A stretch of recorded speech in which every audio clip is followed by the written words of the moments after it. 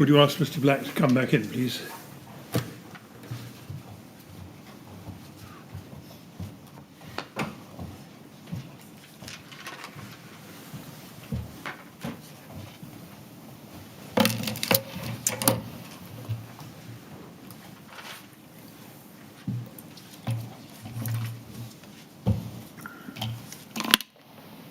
All right, Mr. Black? Yes, thank you. Ready to carry on? Yes. Yes, Mr. Willett. Thank you, Mr. Chairman. Yes. I'd like to ask you now about another aspect of oversight required by the RRO, and that is the maintenance of fire safety systems. Can we start, please, by looking again at the Salvus assessment of TMO's fire safety procedures in September 2009 at SAL 13, SAL 60's 13.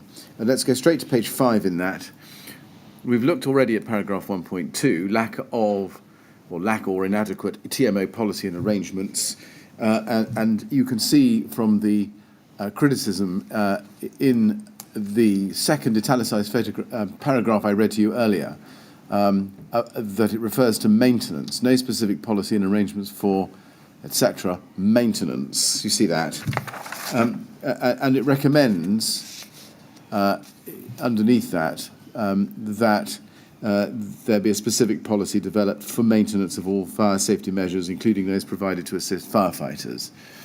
Now, was a policy developed in accordance with that recommendation? I can't recall at this moment, sir. Right. And then at page 11, action point at point 8.1, there does not the hazard is lack of inadequate coordination and cooperation with other responsible persons sharing same buildings. And it says there does not appear to be any formal procedures in place to cooperate with any other responsible persons sharing the same building with TMO properties to ensure that fire safety arrangements are effectively coordinated and that appropriate fire safety measures are in place and maintained in good order. And then if we go to page 18 in the action part of this document, at point 9.3, you can see that it says there, at 9.3 on page 18, it is strongly recommended, note the word strongly, do you see? Strongly recommended that TMO consider development of formal procedures to deal effectively with fire safety issues associated with disabled or vulnerable tenants and leaseholders and also any employees. And then it goes on to deal with that. Now, do you know whether the recommendation that the TMO introduce formal procedures to secure effective cooperation with any other responsible persons sharing the same building with TMO properties was ever carried into effect? I'm trying to remember which building would be where we had someone else into it in terms. So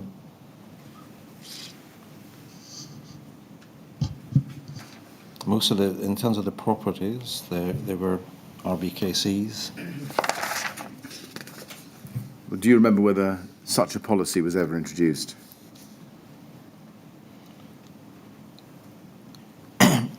Again, I can't recall. Let's look back then at the TMO Fire Safety Strategy of November 2013 at TMO 00830-598,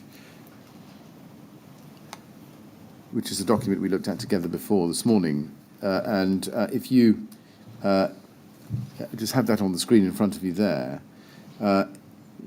would you agree, just before we look at it in detail, that one would expect to see this document define the processes that the TMO would have in place to provide a system of maintenance for fire safety measures? Yes? In terms of management of contracts, to manage them, yes. Yeah, well, you've just in general terms, do you agree that you would expect this document to define the processes that the TMO either had in place or ought to have in place to provide a system of maintenance for all fire safety measures? So we would have a system in place for all equipment within the TMO. I'm not sure whether there was an overall policy. Right. Well, let's see how we go. Do you agree that have you seen any trace of any attempt to develop a fire safety strategy for the TMO between September 2009 and the Salvus Fire Safety Management Report of that month, and Janice Ray's first attempt in January 2013, which led to this document in November 2013? I haven't seen another document. No. I would know that in terms of asset management and contract management, which managed the stock. So outside of house and management, we have a team, or had a team of engineers and people who'd managed contracts, which included fire safety equipment. Yeah, but do you agree that in a nutshell, despite the Salvus recommendation in September 2009, the TMO never developed a maintenance strategy for maintaining all of its active and passive fire safety measures between 2009 and 2013? I think asset management had a strategy for managing their responsibility for managing the stock through their asset management and contract management. Yes, but I'm talking about an overall fire safety strategy. Do you accept what I'm putting to you? I accept that. Yes, thank you. Now, can we go to paragraph 1.1 in this document? It says, as acknowledged in the TMO Health and Safety Policy Statement, the company is fully committed to providing a safe and healthy environment for residents, employees and contractors. The area of fire safety in particular is highlighted as being of significant importance in a residential setting and, as such, is an area which is subject to intensive inspection, maintenance and assessment activity. Do you accept that the clear intention here, as expressed by the TMO, is to have an intensive maintenance regime? Yes. Yes. Now, if you look at the second bullet point on page 2 at the bottom of this document, this is management arrangements for fire safety. 5.1, this includes but is not confined to the following. First bullet point is programme of regular estate inspection, and then over to the top of page 3, second bullet point, inspection, testing and maintenance of all fire safety systems, plant, equipment as per the requirements of the relevant British standard by competent contractors under a planned preventative maintenance regime. In the case of emergency lighting, the maintenance contractors' regular checks are supplemented by monthly inspection and testing by the estate staff. Records are maintained of these checks. Would you agree that reads as a policy objective as opposed to processes governing how those objectives would be achieved? Yes. Yes. I mean, for example, there's no description here of what the planned preventative maintenance regime would actually entail, is there? No. No. And there's no comprehensive list, is there, of the fire safety measures that would be subject to a preventative maintenance regime? No. No. So therefore, there's no mention of smoke control system needing planned preventative maintenance or anything of that nature, is there? We don't see that. Not there, no. No. Nor, I think, do we see any list of the British standards to which the systems would be maintained.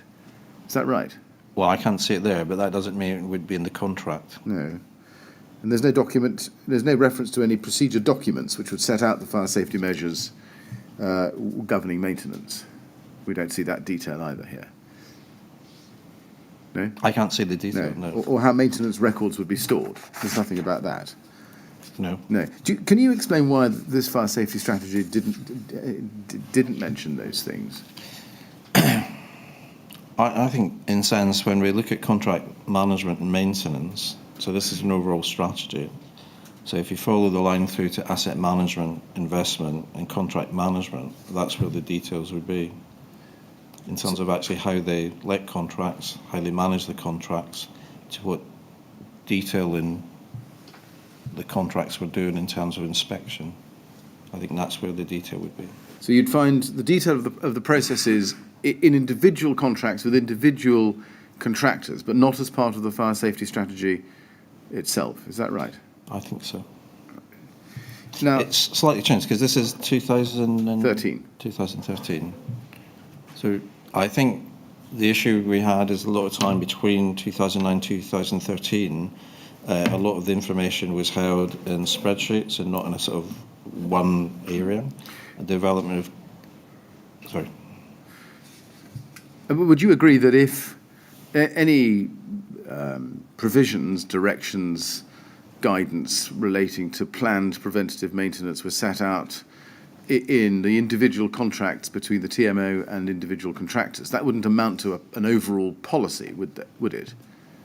No. No. And if somebody wanted to know the answer to the question, what is the TMO's policy on routine and regular maintenance of, for example, all of its AOV systems, what would the TMO point to? I imagine that would be at the local level, not an overall strategy. Right. What you say? Can we then look at TMO 00873398? And I'm going to show you here a report by Matthew Hodgson, Yeah. entitled Safety Management Review, dated September 2013, marked for your attention. Yep. Now, what I'm showing you here is the final draft of September 2013. We'll look at it in a little bit of detail in a moment. It's a review by Matt Hodgson, a health and safety professional, done in that year. Did you commission that report? Anthony Parks did. Why did he do that? So what we had was a TMO audit of health and safety. The auditors, we had 3 levels of audits, unsatisfactory, satisfactory and substantial. The audit covered health and safety. The audit came back as sorry, I forgot my wording again. I think limited assurance. Limited assurance, thank Yes. you.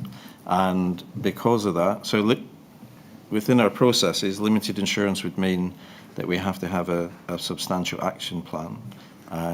And after a discussion with Anthony, Anthony decided to bring in this individual to carry out a review to help us improve the outcome of the next audits of that area which were planned. I see. So in a nutshell, Mr. Parks commissioned this review in response to a recommendation made by RBKC's audit in the April of that year. Yeah. Which resulted in the limited assurance. Yeah. Yes.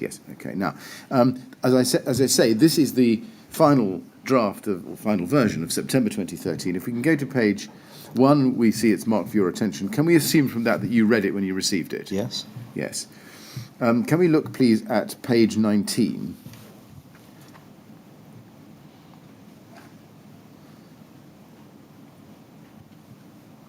Health and safety procedures, and it starts by saying there is a policy arrangements section in the KCTMO policy. However, it does not adequately detail what risks the business is exposed to and lacks the finer detail to explain exactly what processes, risk assessments, British standard checks and tests, best practice inspections, etc., should be implemented in order to fully meet the statutory and mandatory obligations in relation to the plant and equipment under KCTMO control across the estate.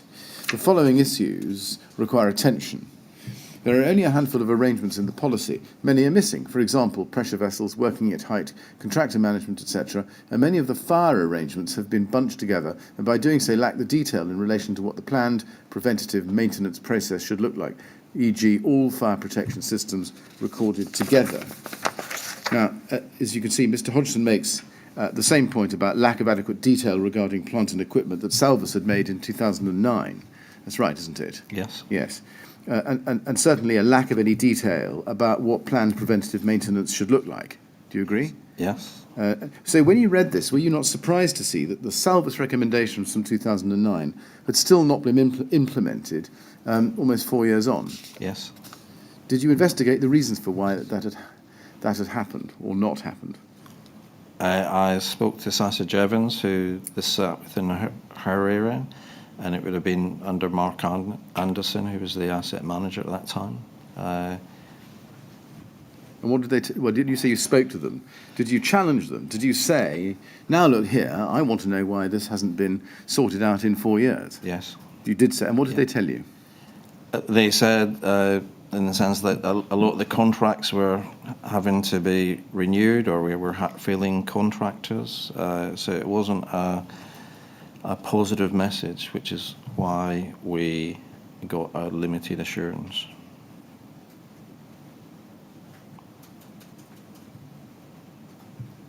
Did they was this exchange in writing at all, or was it face to face? Face to face. Right. And do you remember when that exchange took place? Probably when this came out. Right. So again, all these reports would go to board. So in a sense, they're not staying and sitting with me. They go through a formal process to Finance, Audit and Risk Committee, part of the board, and this would go to the board as well. Did it? Do you remember? We'll come back to that then later. If we continue with this page of this document and look at the 5th paragraph down under the heading Health and Safety Procedures, it says this: the policy arrangements refer to the purpose of this procedure is to identify the action to be taken by the TMO following a report of a breakdown or malfunction, and that's in quotations. This is a reactive approach to H&S when the real purpose of effective policy arrangements is to clearly define the planned preventative maintenance regime that should be followed to cover statutory and mandatory processes to keep the stock operating effectively and safely, i.e. about compliance and not breakdown.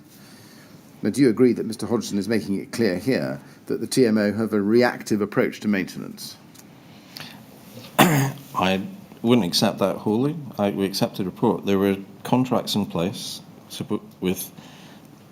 within the contracts team to manage the stock. If it's reactive, then see, the trouble is, I think I had a mixture of contracts at different ages here as well. So it's hard. I just have to accept it. Right. And you accept, no doubt, his recommendation or statement that the TMO needs to move to a system of compliance rather than breakdown by breakdown. Yeah. Yes. Now let's look at page 20, his recommendations.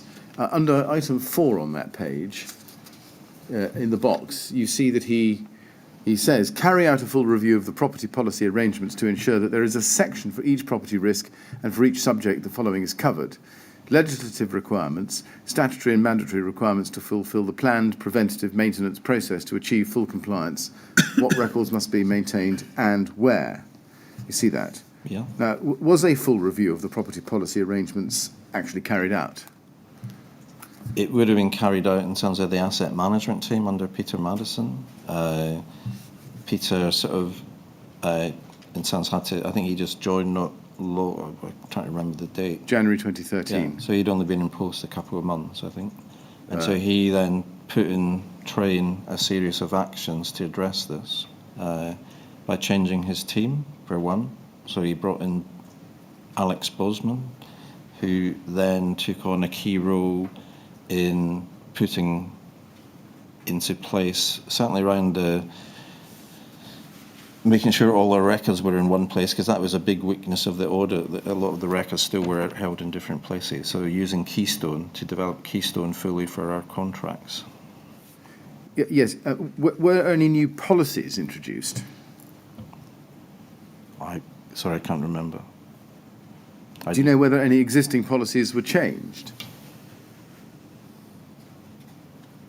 I can't remember, pardon.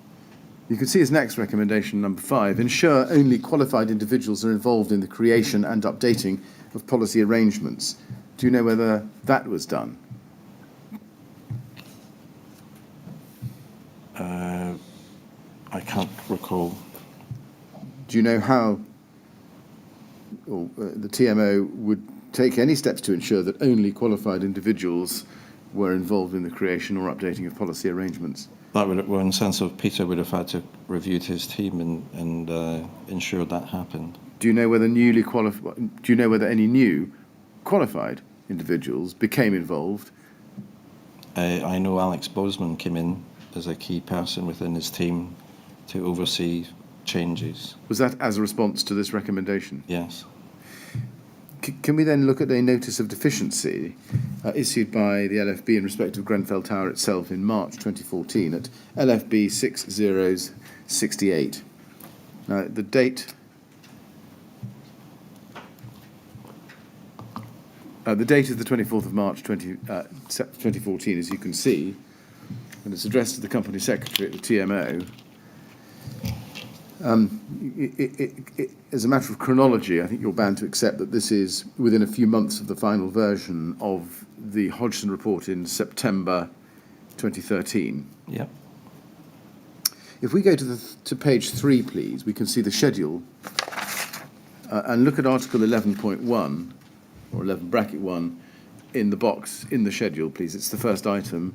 And the area of concern is expressed to be as follows: failure in the effective monitoring of preventive and protective measures. For example, a significant number, approximately 25%, of automatically opening vents within the common parts of the premises were found not to be in working order.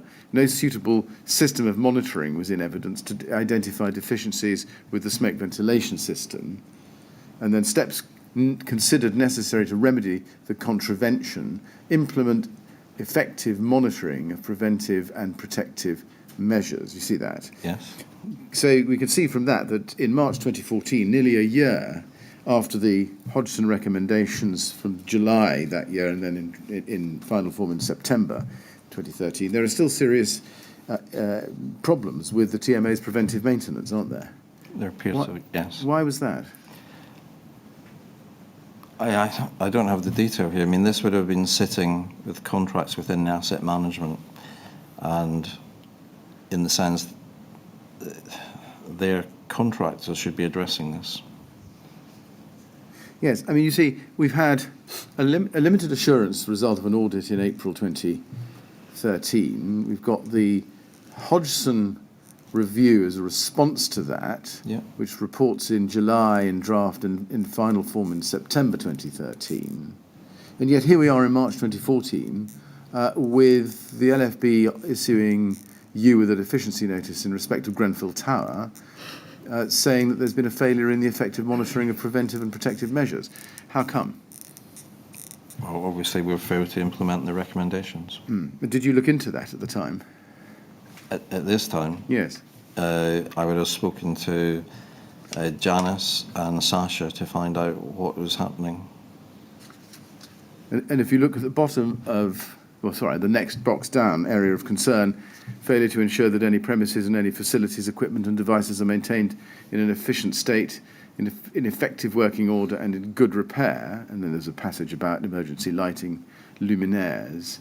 And then underneath that, approximately 25% AOV ventilation units within common residential lobbies were not held in the closed position, indicating the system has not been maintained in effective working order. Recommendation: ensure that adequate maintenance systems are in place to ensure that the premises and any facilities, equipment and devices are maintained in efficient state, in effective working order and in good repair. So you can see again that there were serious problems with the AOV and emergency lighting so far as maintenance regime was concerned. Yes? Yes. I accept that. And again, that would demonstrate, wouldn't it, that there had been a substantial or significant failure, even in March 2014, to carry into effect the recommendations of Salvus from 2009 and again from Hodgson in mid-2013.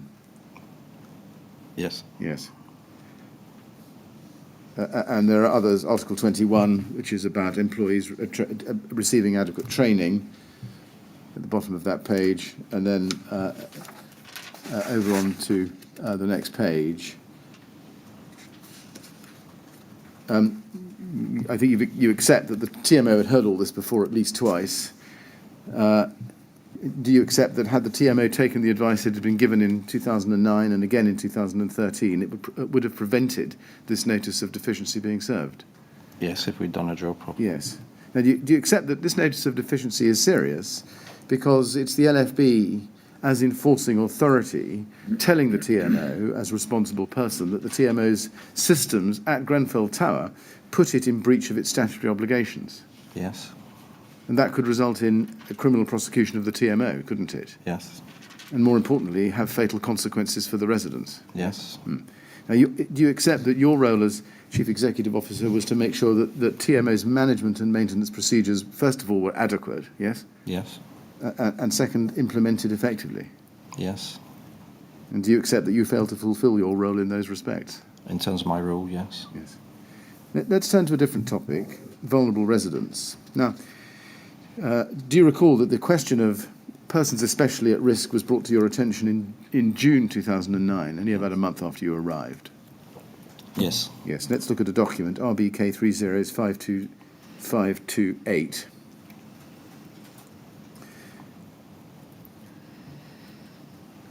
Now, this is an email chain from June 2009. I'd like to start with it with page 3, please, with an email from Janice Ray to you on the 17th of June 2009. which you could see halfway down, well, now fully on your screen, and to Liam Good. He may have been the Liam you were Thank you. reaching for before. Copy to Lornette Pemberton and Adrian Bowman. He, or rather she, is advising you about an enforcement notice from the LFB. You see that? Yeah. She says, this is to advise you that the fire brigade informed us this morning that they intend to serve an enforcement notice jointly on us and the council. I'm not sure exactly how this will be worded, but it will relate to a lack of progress with fire risk assessments in the communal areas of our blocks as required by the Regulatory Reform Fire Safety Order 2005. The background to this is as follows. And then you see paragraph 2. Last year we were contacted by the local fire safety team who requested a copy of our fire risk assessment for Gilray House. We submitted this and then received a letter advising us that conditions specified in and required by the Regulatory Reform Fire Safety Order 2005 were being contravened.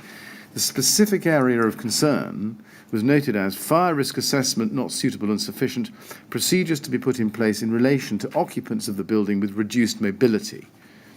Close quotes. This opened up a protracted discussion with Brigade on a whole range of fire safety issues, and I met with the fire safety officers in order to try to clarify their requirements.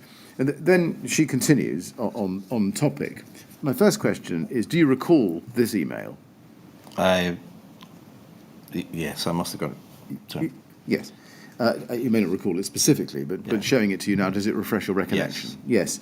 Do you accept that looking at this document, you had been alerted to the need through the fire risk assessment process to put in place procedures relating to the occupants of TMO buildings who had reduced mobility?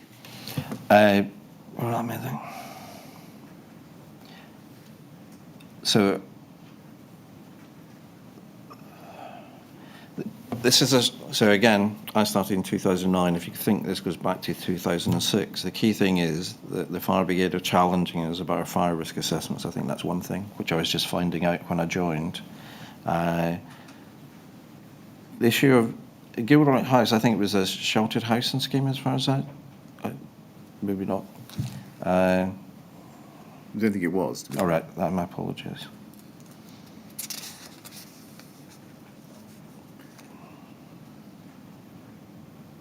Can you repeat the question, sorry? Yes. On this document, do you accept that you had been alerted to the need through the fire risk assessment process for the TMO to have procedures in place relating to the occupants of TMO buildings who had mobility issues?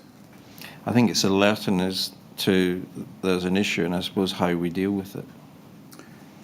Yes, and alerting you to that issue. Yes. Yes. Can we then look at page 2 and the response from Claire Wise?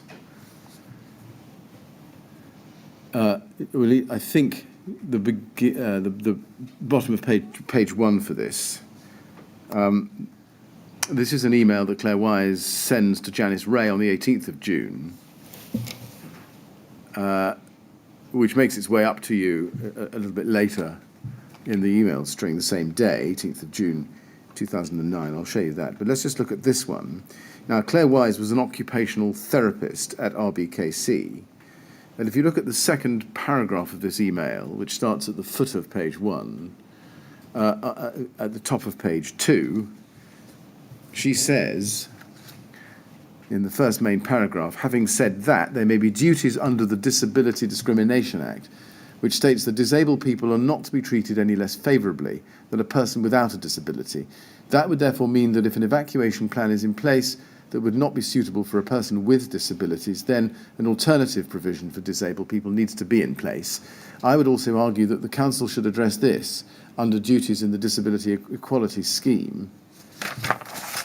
And then she also cites from other British standards, and then in the last paragraph says, this would appear to be an opportunity for collaborative working with the fire brigade to develop a model that can be applied across the remaining TMO buildings. I would like to stress that I'm not an expert in this field. I would, however, have an interest in assisting with resolving this matter. Can I suggest that we meet to discuss the progress so far and consider a plan of action? Now, would you accept that Ms. Wise's clear advice here is that an evacuation plan needed to be suitable for a person with disabilities? That's her view, yes. Yes. Well, did you disagree with that view? As I say, 2009, the position was stay put and wait to be rescued by the fire brigade. She's raised this issue around, I think it's been raised before, about vulnerability and disabled. And the question I still think is within general need. The position had and still was for quite a long time that basically you stay put in your home and be rescued by the fire brigade. Now, what you just told us, is that your generally held or permanently held principal view? Namely, that where stay put is in place for a building, you don't have to worry about disabled residents. I think that's where I was. So I know there's a few more emails. There are. Yeah. We'll go to look at them. Yeah, I just wanted to understand your answer, because it may help. Mostly because I'm looking at the emails that go forward, because I was reviewed this, so I've just been trying to remember 2009 in these conversations. So I apologise. Well, all right. Well, maybe I'll come back to my question I just asked when I've shown you a bit more of the documentation. Yeah. But let's not forget about it. No. Let's go on then. Factual question: was the offer of collaborative working taken up? I think we had. I can't remember. I mean, there was obviously correspondence when we went through things, and I brought Janice Ray into it. Yes. Can you remember whether Claire Wise's offer of collaborative working was taken up? I can't recall at the moment. And then let's look at the top of the chain, which does come to you. Same day, 18th of June 2009 at 16:23. Derek and Robert, 2 updates. My H&S manager, Alexis Correa, has spoken with Building Control, who have today confirmed that the fire risk assessments are not robust enough and that a specialist should be engaged to carry out RAs on all the relevant blocks at some cost. The council will need to be satisfied that the specialist consultants carry out this work to a good enough standard. Alexis is in contact with Janice Ray, and also he will be drafting a note to fire service advising that we will take action to move forward quickly and progress what is required. Just pausing there and linking back with what you said earlier on in your evidence, is that what triggered the instruction of Salvus and the eventual production by them of their report? Yes. Yes. And then she goes on. Secondly, below you will see an email note on emergency egress for disabled people from flats in tall buildings. The writer, Claire Wise, works for me, but is undertaking research for her MA on this issue and is helping rewrite the British Standard on dwellings, as the BS doesn't mention provisions for disabled people. Now, you accept, I think, that Jean Daintith first makes clear the need for a specialist consultant on this subject, doesn't she? In terms of fire risk assessment, yes. Yeah, indeed. And somebody who'll carry the work out to a good enough standard. Yes. Yes. And she says, well, RBKC has got internal resources, namely Claire Wise. Do you agree that that would have been an excellent resource for the TMO to use? Essentially a free resource. It depends, because the first bit's about the fire risk assessments, and that was through Savills. Salvus. Sorry, pardon. So I can't remember. I'm sure there was a conversation here where we got down, which is probably coming up in terms of where we get down to PEEPs, which I believe. You think there was a conversation about using Claire Wise's services? I can't remember at this moment, Right. sorry. We don't see any documentary evidence to show that the offer of collaborative working or use of Claire Wise by the TMO was ever discussed further than this or taken up. I can't remember. If you haven't seen it, it probably didn't happen. Right. Do you know why that might be? I think this. So again, I have to just look at the date, June. So it's a month after I joined, where I'm submerged in quite substantial issues that I took on when I took on the role as chief exec. So I had a huge amount of issues to deal with my board as a tenant management organisation and the membership, because actually that had fallen away. I was dealing with people who were leaving, so I was having to recruit either temporary or long-term people. So as chief exec, I think my mind and focus wasn't here, and I would have probably have asked Janice to have a look at it to see what we do. Do you remember whether you did? Well, I think I did, Right. but I think there's an email later where we talk about it. Let's look on then. The next thing we need to look at is back to the Salvos Management Report from the 22nd of September 2009 at SAL 6013. We've looked, I think now probably twice, at hazard 9.3 on page 11 and the criticism and the existing control measures. I've read these to you before. I'm not going to read them again. But it goes on to say, in the italicized text on page 11, it does not appear that there is adequate liaison with fire and rescue services in regard to pre-planning for potential fire scenarios or in agreeing appropriate fire safety standards for adoption by TMO from the findings of the fire risk assessments. And then if you look at page 18, I'm sorry, I'm so sorry, 9.3. Stay on page 11.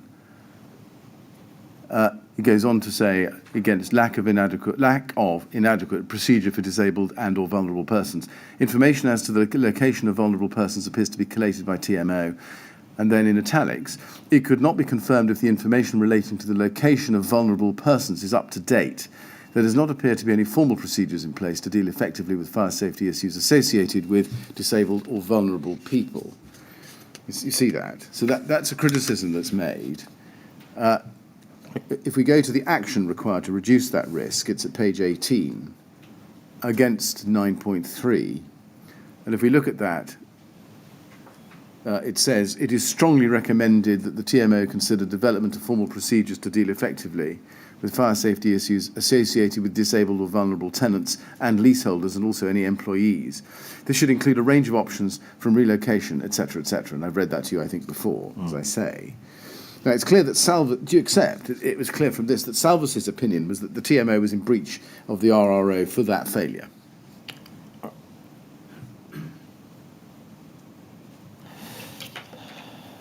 In their view. Well, yes. What about your view? You didn't think it was in breach? What I'm trying to remember is in terms of general needs, in terms of actually managing 10,000 homes with a range of people in it, who's most of the time you don't have much information, is how you would actually take this forward. I think there's a huge debate in the sector over these issues in terms of actually, can you create that infrastructure to do that when a lot of times you don't have the information? Well, I think that's probably where I was struggling with this in terms of actually how do you get the information. Well, let's just take this in stages. As you told us, the LFB, this is at the time of your arrival or before, the LFB were unhappy with the fire risk assessments being produced by the TMO. Yeah. The result of which was the instruction of Salvos. Yeah, so Salvos came in. They come in. Salvos's opinion, as we can see here, is that the TMO were in breach of the RRO in respect of, at least in respect of, the failure to develop formal procedures to deal with fire safety issues affecting vulnerable residents. That was their view. You could see that. Yeah. Yes. Did you not think at the time that it was important to ensure that breach that they were identifying would be cured? Again, I think there's a process I went through here in terms of actually how do we do this in terms of, because again, my experience in managing general needs is overall this wasn't done. You collected information, but actually you didn't have an active spreadsheet or a computer program that showed the position of every tenant in general needs, because you didn't know. And how would you find that? And it's almost in the sense of the process is self-referral. So again, if someone referred us, so in sense people would refer themselves to us, or we would have social services referring themselves to us, or a housing officer might notice, and we had substantial aids and adaptation budget, which we then focus on, so that once someone is identified as needing that, they would have a visit, probably, and if it's through social services, an assessment of their property would be done, and the TMO then would be giving a range of options for that tenant, not for leaseholders, I don't think, to actually have adaptations made to their home to allow them to stay there. If, and I didn't see that very often. If it was that they couldn't stay there because of their health, then you would have to look, as it said there, to resettle someone either to a sheltered house, and if that was more appropriate, or registered care. That was the sort of process that was in place about how the TMO would actually deal with people with vulnerability and disability. It wasn't.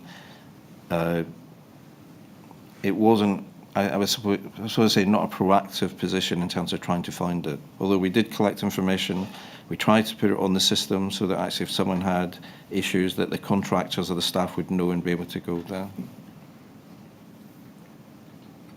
You can see that under 9.3, the recommendation, strong recommendation, is to develop or consider development of formal procedures to deal effectively with fire safety issues associated with disabled or vulnerable tenants and leaseholders. So there would... There's a question. There's a question. Did the TMO consider development of such procedures? Well, I think they consider the development of a needs and adaptation policy, which we worked out with the council to try and support people in their homes as long as they could, which was sort of standard in general needs property across the sector. We were quite lucky because we had more of a budget on AIDS adaptations than I'd had before. Yes. So it meant we could actually do it, and those were recorded on the system, so we knew about that. And if people needed further help, we'd refer them, signpost them to RBKC, because it may be some people need more social services or social care support, which we wouldn't be able to do. Yes, I understand that an AIDS and adaptation policy to support residents in their homes who needed it is one thing, but did that policy include formal procedures to deal with what would happen to those residents in the event of a fire, either in their flat or in the building? I don't think so, no. No. Why not? Because I think, again, the general perception and general needs that if you're in general needs, you stay put. Or if you have a fire in your flat, you should be able to get out and shut the door and contain the fire. How would you get out if you were disabled, Mr. Black? Well, I suppose it depends on your disability and what aids and adaptations there are.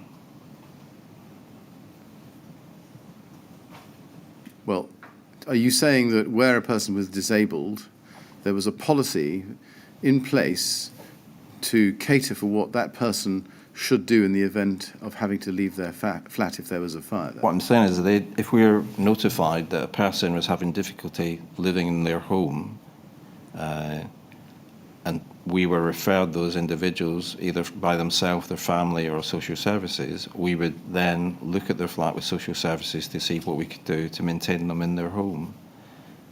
Maintaining someone in their home is one thing. Developing a plan for assisting them to evacuate their home in the event of a fire in their home is another, isn't it? Yeah, and what I said, we probably didn't have that in place. Right, thank you. Now, let's look at TMO 31078. This is the main TMO health and safety policy, which we looked at before, dated July 2010. And we've seen that before that it bears your name and date. Yep. If we look at your responsibility on page 2 in the third paragraph, executive, or chief executive. The chief executive is the person who is ultimately responsible for the TMO's health and safety work activities and business. He's responsible for the implementation and review of all company arrangements for health and safety. You see that? Yeah. And the chief executive is obviously you at this time and thereafter. Yes? Yes. Yes. And then below that, under executive team, there are 5 bullet points there. And you can see there what they are. For example, ensuring that a senior manager continues to chair the Health and Safety Committee.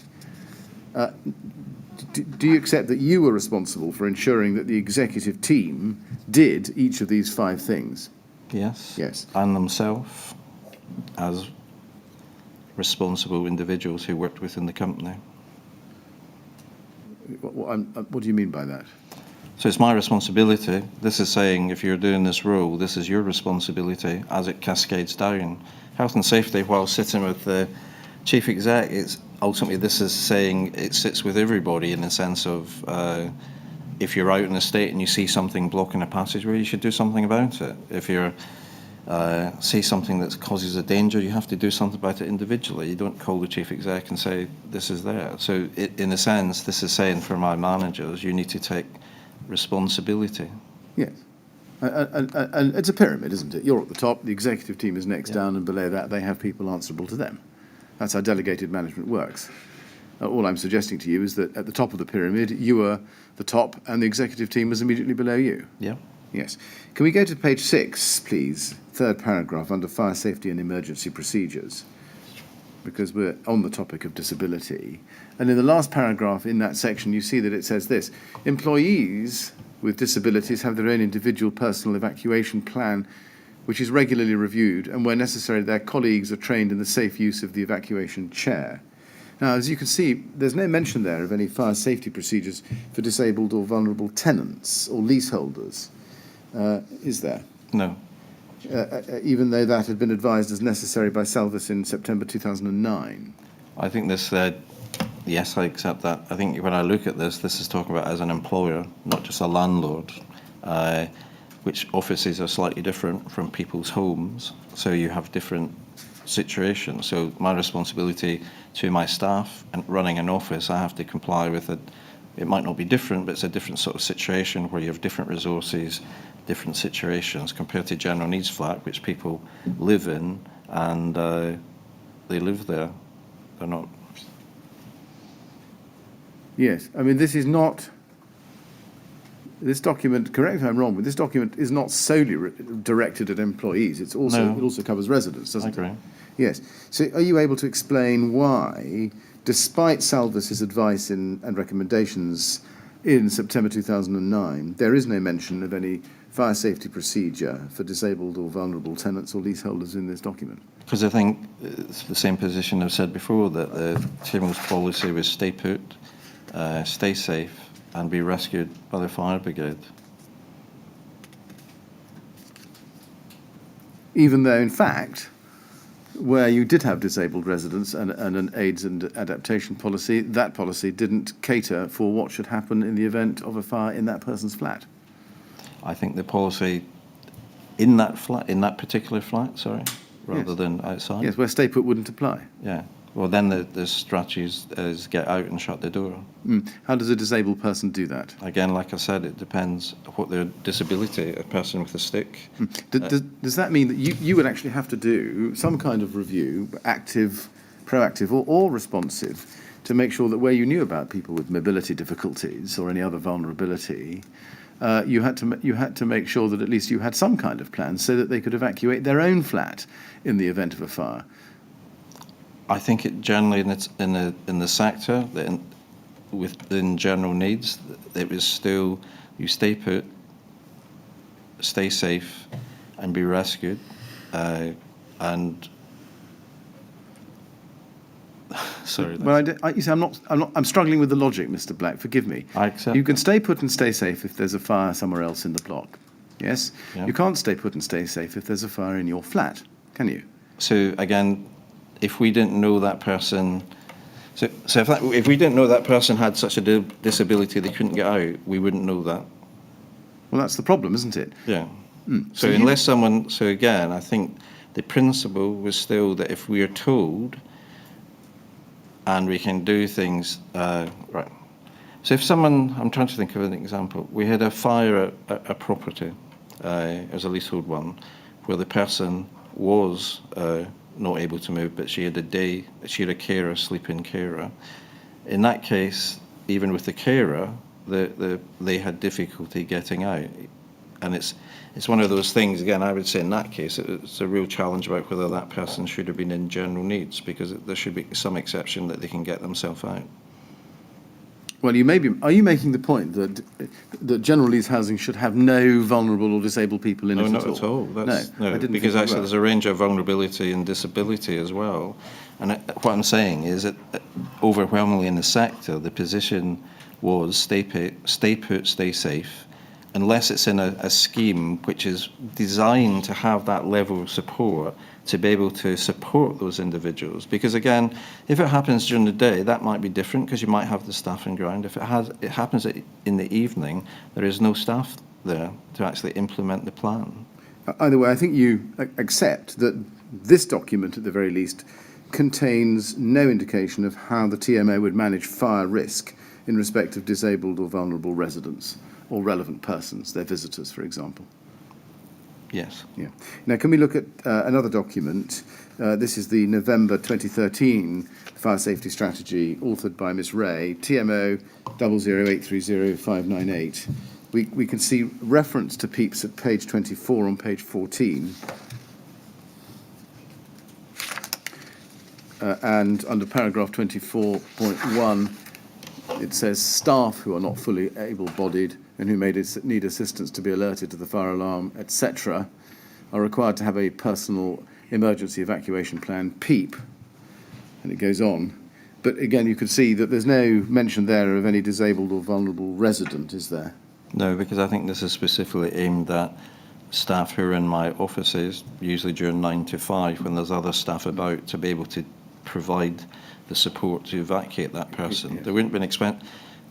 Again, the offices weren't open late in the evening.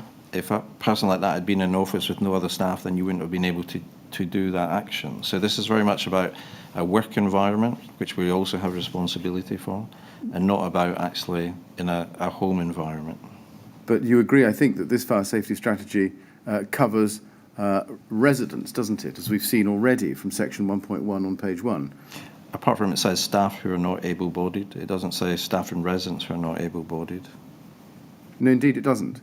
My point is that the fire safety strategy, which Ms. Ray authored in November 2013, is directed both at staff and residents, isn't it? Yeah, and I think if it said staff and residents who are not freely able, then that would be fair. It says staff specifically, and the paragraph explains a work environment where staff are working in an office. Yes, I think we're agreeing with each other vigorously, Mr. Black. You accept that there's no mention in this document of any policy or plan or procedure for dealing with disabled or vulnerable residents? Yes. Yes. And that was, do you accept, contrary to Salvas's advice in September 2009? Yes, it's advice, and I think, again, advice within a sector where that is not normal policy and procedure to have that at that time. Well, let me ask you... And so in sense of self-referral, you know, if people come forward, but in the sense of that, sorry. I've finished my mumble, apologies. Yes, we can talk about gathering data as a separate question. I'm really just interested in why there's no policy. You say it's only advice, and advice in a sector where that's not normal policy at the time. Was there any conscious decision taken by the TMO not to carry into effect Salvas's September 2009 advice about having specific policies in place to deal with vulnerable residents? I think, looking at it, we probably looked at it and then haven't developed that advice to take it into general needs. I'm sorry, forgive me, I'm not really sure I understand your answer. Do you remember whether a positive decision was taken not to follow the Salvas advice about vulnerable residents? I can't remember, but I think we probably did. Right. So yes. So do we take it then, on your evidence, that the absence of any reference in this document to PEEPs for vulnerable residents was as a result of a conscious decision by the TMO? I think PEEPs comes up in another document in terms of health and safety, and I think because we had sheltered housing, we might have had some PEEPs there. So I think depending on the environment the resident was living in, our action would be different. I just wonder whether I might get an answer to my question. Is it your evidence that the absence of any reference in this document to PEEPs, personal emergency evacuation plans, was as a result of a conscious decision by the TMO? I would say yes. You would say yes. Thank you. Now, we've also got the communications with the board on this subject, which I'd like now to examine with you. Can we pick this up at TMO 100374442? This is part of the Health and Safety Annual Report for 2009 to 10, and page 1 shows that it is part of, or page 1 is, the agenda item 2 for the TMO board on the 22nd of July 2010. If we go to page 38, we can see the Health and Safety Annual Report for 2009 to 10. If we skip briefly to pages 52 to 53, very bottom of 52 over to 53, we can see at 52 it's Janice Ray who has signed it, and over to the top of 53, just to finish that, you can see that she has done so as TMO Health and Safety Advisor. Now, if we go back, please, to page 38, we can see the start of this report. This is July 2010, and it's at the same time as the health and safety policy we looked at earlier. We can see at page 38 the introduction, and under section 2, the health and safety relationship between TMO and RBKC. And if we move to page 50, we pick up the point about fire safety here. And if you look at the title, Ongoing Health and Safety Risks Faced by the TMO, 17.2.1, there are three bullet points on that page. Let's look at the second one, fire safety. And it says this: fire safety, despite the measures outlined at 7 above that we are taking to improve the fire safety of people and property, this will continue to be an area of potential risk for the TMO.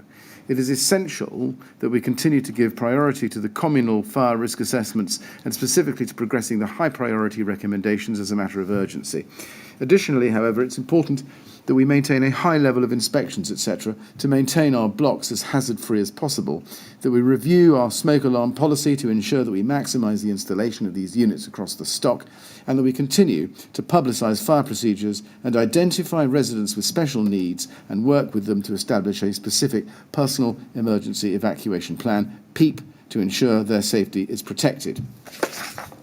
Now, the position there is being made clear to the board, isn't it? Namely, that the TMO is actively engaged in the process of identifying residents with special needs for the purposes of providing them with a PEEP. Yes? Yes, yes. Yes. Does that not suggest, or did that not suggest to the board, the conscientious board member, perhaps reading this report, that the TMO was active as opposed to reactive? I think we're active in trying to collect information to give us a better picture of our residents. And if we came across someone who required this, because I think it's still that if we came across someone that required a PEEP, if it is beyond what, then we would do that. But again, we just have to look in the context of how you could carry it out. Right. It says, and identify residents. It doesn't say to depend upon residents to identify themselves, does it? Yeah, I mean, but the reality, okay, yes. I mean, yeah. But you say the reality is as you described it earlier. Yeah.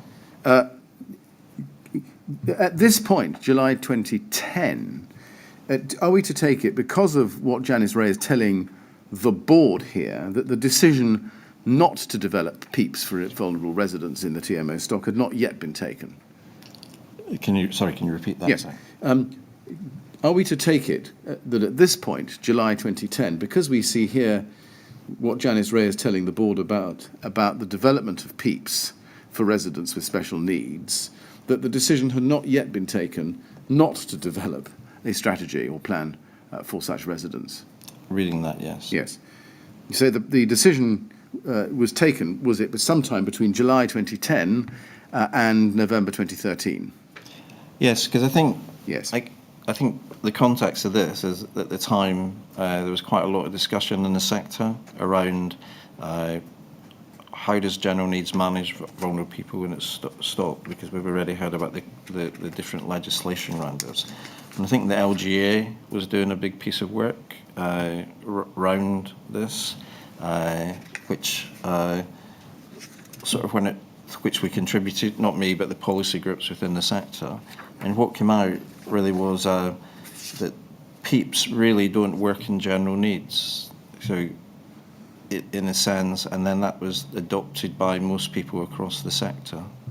And it listed all the reasons why, because the lack of staffing, nobody there during the evening, trying to make it sort of work during that context where you've got no staff on duty. Now, we can continue on in the story with this. If we go, please, to an email chain from September 2010, RBK 30266862. The email I want to show you is on page 2. Yes, I've seen that, thanks. Yes, and this is from Jean Daintith to you.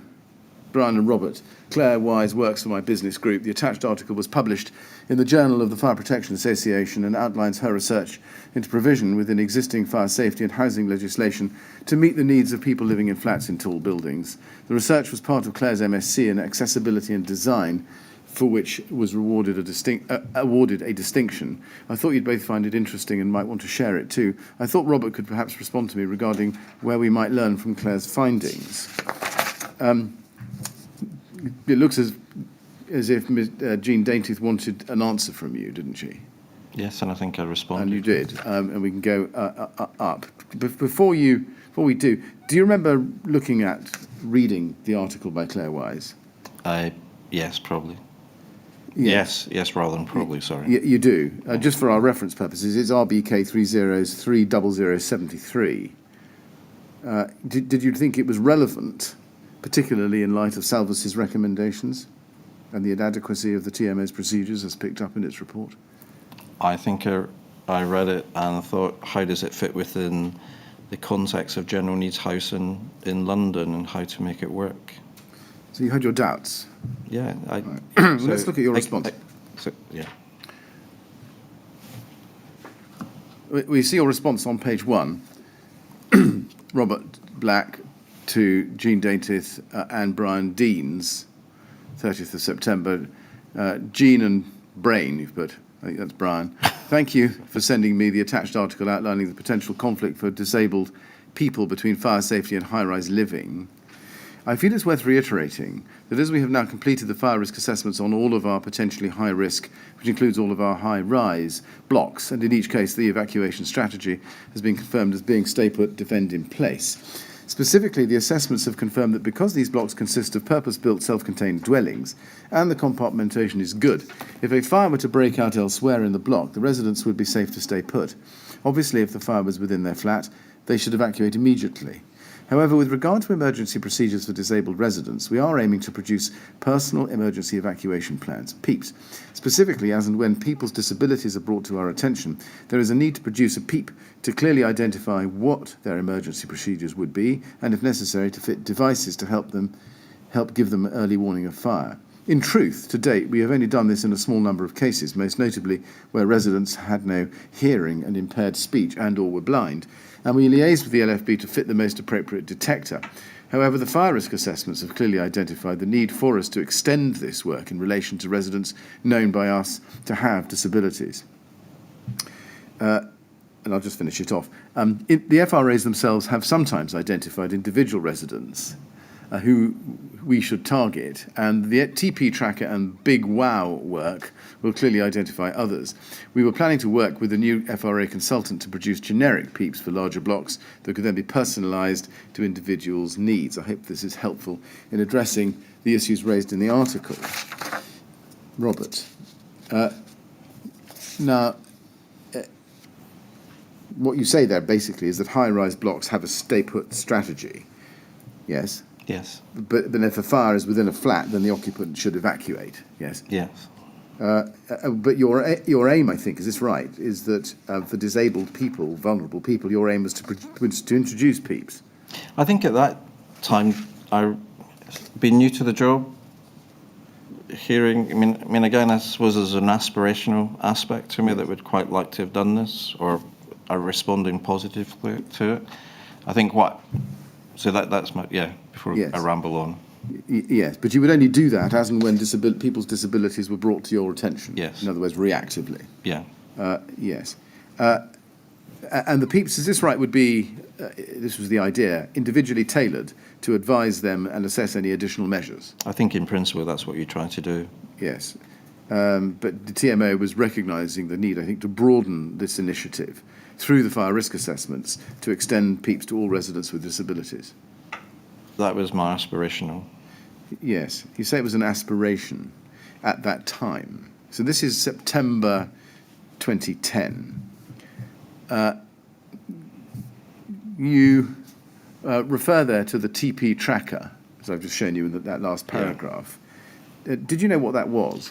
Yeah, it's Tenant Profile Tracker. It was a company, if I remember rightly, gave us a trial period with it. But in a sense, it didn't. The trouble we had is it had to sit on our system, and I think over the time we used it, it didn't really work. I don't remember the details. Apology. I can't remember what Big Wow was. I must accept. Was it used It by the TMO? There was a trial, and then it didn't work, so we stopped doing it. Right. That was, I think, in 2013, wasn't it? Yeah. You remember that? Remember the licence for the TP tracker was not renewed in July 2013? I do now you've told me. Right, but does that ring a bell with you? No. Right. But yes. I see. What was the big wow? I don't know, to be honest. When you rated, so I thought you. I know. The trouble with apologies. Trouble with writing anything, I don't know. I tried to look it up the other day, but I didn't get anything. No one seems to know what that was. No, I probably lost myself somewhere. Right. Now, what you say in your email here of 30th of September 2010 is not what is stated in the TMO Health and Safety Policy of July 2010, only a few months before, which bore your name. Why is that? Sorry, can you Yes, can you account for the fact that your, as you call it, aspiration to have PEEPs for all of the residents in general needs housing was not reflected in the general health and safety policy that you signed on in July 2010? Because I think this is partly this is an emergent thing that was being brought to my notice by the Executive Director at RBKC. So, in the sense, having said this, I was settling into my role and hoping maybe you could do this, and it didn't happen.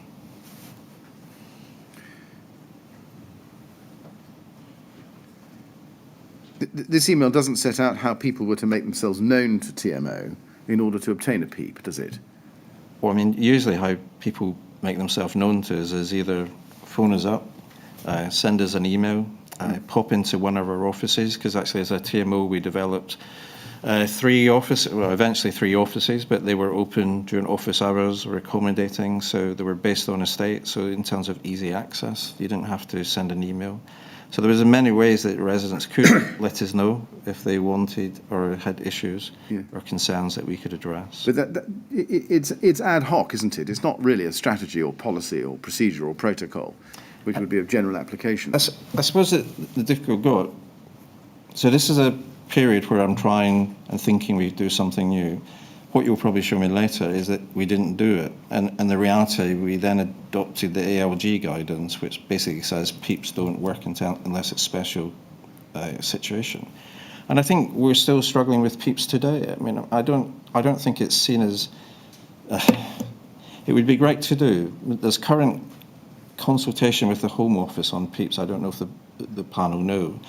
And I still know policy people in the business. Forgive me, Mr. Black. I fear we're getting into. I know, but I think I was trying to just express to you the issues of trying to actually take this forward becomes more and more difficult the more you're in general needs.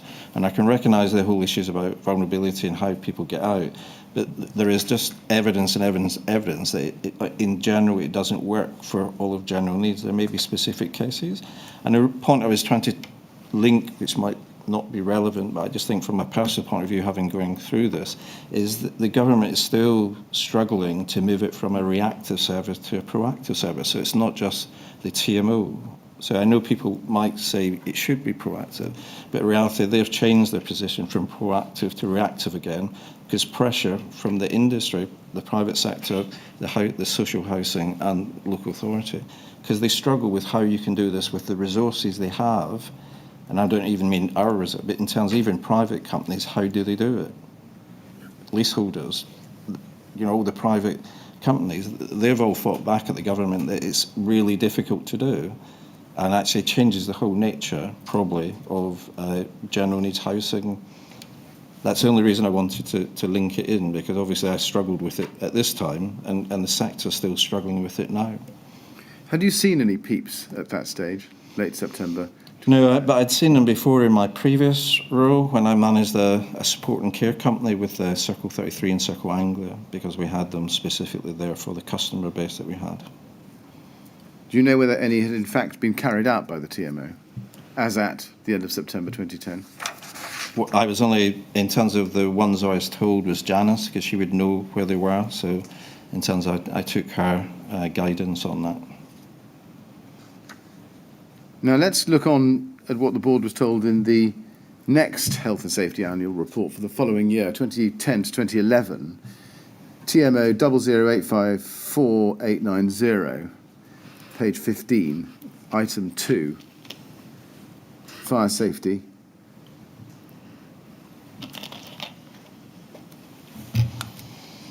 And under item 2, fire safety, this is part of the objectives for that year. You can see in the third line it says, it is essential that we continue to give priority to the communal fire risk assessments, that we complete the low-risk FRA programme in the next reporting period, and continue to progress the high priority recommendations as a matter of urgency. Specifically, we aim to progress the flat entrance door replacement within available budgets and to seek further resources should these be necessary. And then, towards the bottom of the paragraph, you say, we continue to publicise fire procedures on the website, in the residence handbook, articles in the link, etc., and identify residents with special needs and work with them to establish a specific personal emergency evacuation plan, PEEP, where necessary to ensure their safety is protected. So that was part of the report that year to the board. So it looks as if nothing changed the following year, did it? It was still, as you might call it, an aspiration. It was still an objective. I don't think we gave up, that if we found someone that required it, if they came to us, we'd do it. There wasn't a general no, go away. I think individually we would have to look at each individual to see what we could do. And actually my team, if they find people in that circumstances, would actually look at a range of means for them. It may be, again, as I said, that we would refer them to RBKC in terms of their sort of social need, or it may be in the end that we would actually encourage them, if we had a place, to move to somewhere where it's more appropriate for their needs. I think it was still there, because we still might find people who had it or came to us, but then you'd have to look at how you do it. If you go to the bottom of page 14, you can see that what I've just read to you was part of this report, which covered health and safety objectives for 11-12. So I ask again, just with that in mind, it's right, isn't it, that the production of specific PEEPs for those residents who were identified, and leave aside how they were identified, remained part of the projected policy for that year, 11-12. Yeah. Yes. Then if we look at the corresponding report for the next year, 2012 to 13, that's at TMO 00879-747. And Mr. Chairman, perhaps I'll just cover this one off before the break. If we can look at that, please, and look at page 18. Item 18, health and safety objectives for 12-13. You see that? And if you look at subparagraph 2 towards the foot of your screen, fire safety, that's the topic there. And if you go to the following page, page 19, towards the end of that paragraph, you'll see it says, about 10 lines up from the bottom, finally, You see? Finally, it's important that we continue to provide residents with fire safety information, advice, guidance, publicise fire procedures on the website, in the residents' handbook, articles in the link, etc., and identify residents with special needs and, where necessary, work with them to draft a specific personal emergency evacuation plan, PEEP, to ensure their safety is protected. So again, it looks as if for that year, projected to 2012 to 13. So again, within our stock, we had sheltered housing. We managed a scheme that was a higher care, managed by another, I think it was Octavia. We had a support service for people that Hash Chousman ran. So we had to have it there because if those people required it, it's there. Yes. And again, I say, if a general need, outside those services, if a general needs person came and said, or their family said there was issues, we would look at it on an individual basis. When I first read this, because I hadn't seen this for ages, I think it was fine to be there because aspirationally, we would still, as a company, try everything possible to support people, but we didn't have a policy of going out because we just weren't able to do that. Well, do you accept that this, you call it an aspiration, but this plan, we've now seen in 3 successive health and safety annual reports. And I think it's in the next, sorry. Which project to the next year the proposal to have those residents who are identified with special needs to be given a specific personal emergency evacuation plan. Yes. Yes. And if you look also at the end of this paragraph, it says, additionally, it's proposed that this area of work will be subject to an audit in the coming business year. Do you know why that sentence was added? Not at this moment, no. Do we take it from the decision to add that to this report to the board, that not only was there going to be, for the following year, the policy pursued of drafting specific PEEPs for specific residents, but that process would be subject to an audit? I can read it, but I'm afraid I can't remember Right, specifically why that would be added. Mr. Chairman, there are 2 or 3 more, I think, in this line, but I'm happy to take the break now. Yes, well, I think probably Mr. Black and indeed all of us would benefit from a short break. Mr. Black, we'll have a break now. We'll come back, please, at 25 to 4.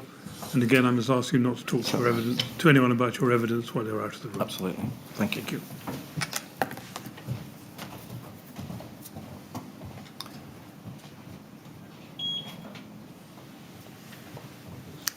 Right, 25 to 4 then, please. Thank you.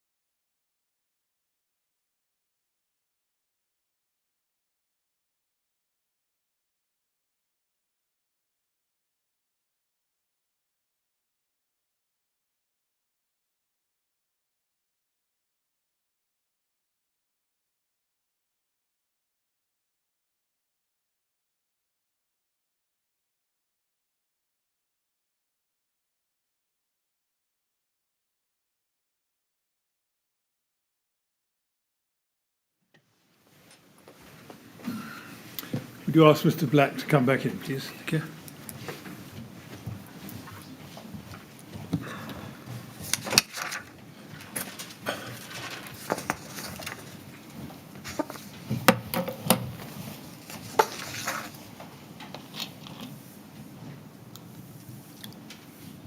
Right, Mr. Black? Thank you. Good. Thank you. Yes, Mr. Black. Now, can we then look, please, at the next report for the next year, at TMO 100310069.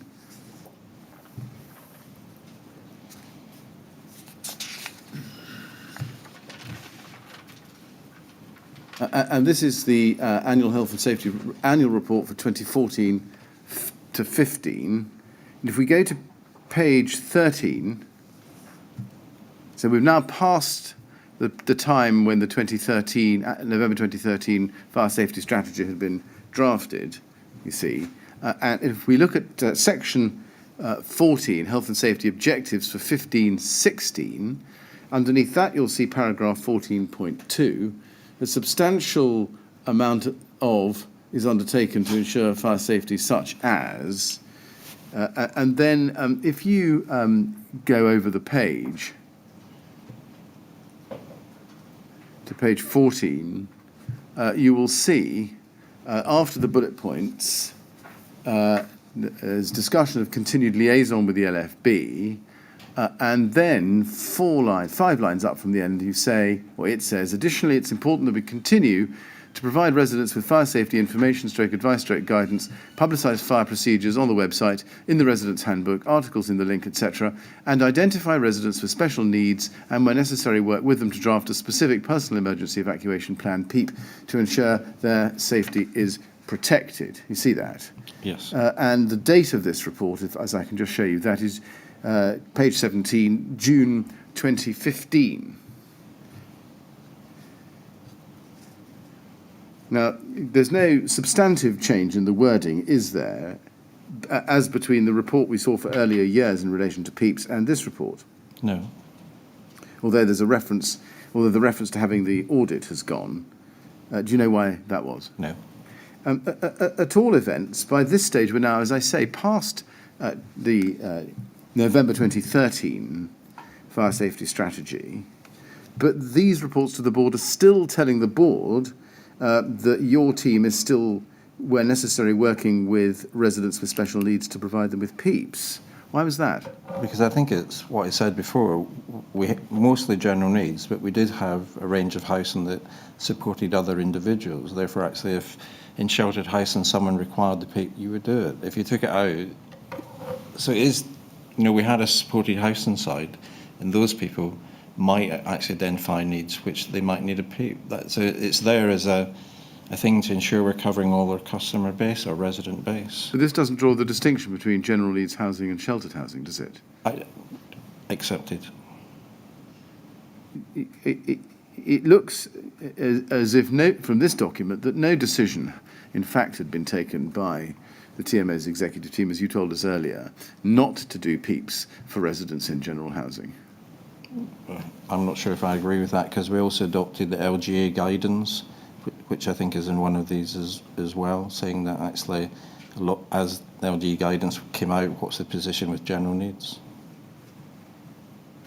Well, if you were, let's just break this down. Do you remember when the LGA guidance came out, Mr. Black? Was it 2011? I can't remember off the top of my head. Well, it was 2011, July 2011. Do you remember sitting down with Janice Ray and looking at it in relation to PEEPs? Not in relation to PEEPs, no. I'd probably sat down and talked about the general thing in general needs. You told us earlier that a specific decision had been made by the TMO not to do PEEPs for residents in general housing. Was that decision taken after the LGA guidance had come out? Is that how you recall it? That's how I can't recall. I'm not going to speculate. Sorry, apologies. If any such decision, whether or not based on the LGA guide from July 2011, had been taken, can you explain why, year after year after year, right up to this report, in June 2015, looking ahead to the next year, 2016, the board is being told that your team is identifying residents with special needs and, where necessary, working with them to develop PEEPs. And again, if we identified people who required that, we would do it. I don't think that's the point. If someone comes along and says they require a PEEP, we would have to have looked at it, or we may have looked at other options. So what decision did you take on the basis of the LGA guidance then? The majority is that actually PEEPs are unsuitable for general needs. For all the, sorry, I can't remember the wording and how they say it. Sorry, what did the TMO decide to do vis-à-vis PEEPs after the LGA guidance had come out, do you say? Right. I'm afraid I can't give you a clarifying answer for that. I would say the reason it's probably still here is, as I said, that if we identified someone that required it and we could do it, we would. But it'd be self-referral in line with the guidance. It sounds to me as though what may have happened is that instead of there being any formal and certainly any documented decision, it was allowed to drop on the basis that it was thought not to be appropriate. I would probably accept that. Well, let's jump ahead to the last annual Health and Safety Annual Report from 2016 to 17 at TMO 00880,550.